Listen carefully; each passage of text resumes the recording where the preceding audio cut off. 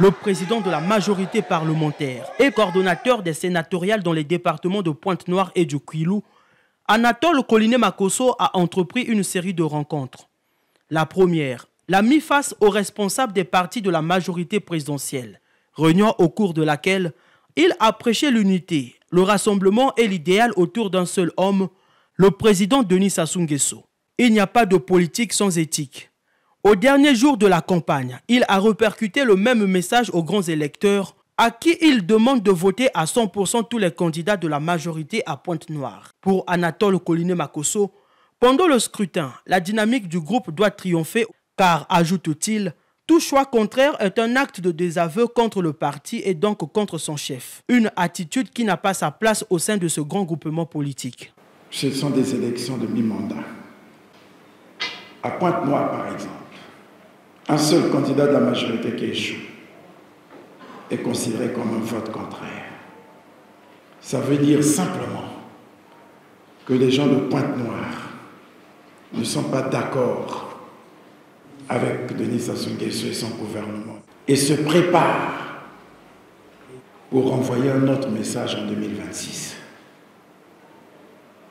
Je ne pense pas que Pointe-Noire voudrait assumer une telle responsabilité.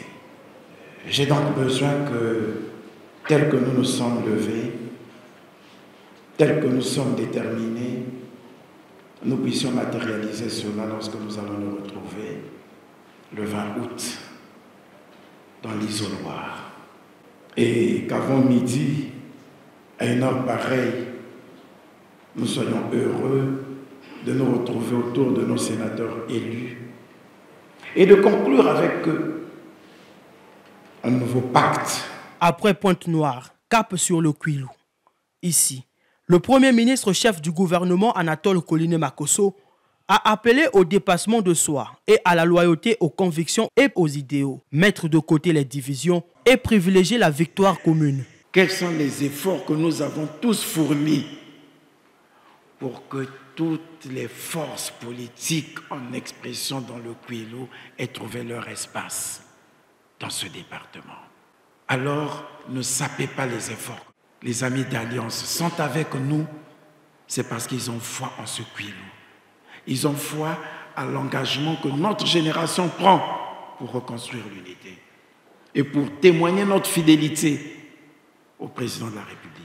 Pour la toute première fois, les élections sénatoriales ont pris une grande ampleur dans notre pays, ce qui laisse présager que le scrutin du dimanche sera suivi de très près et par les acteurs politiques et par les populations.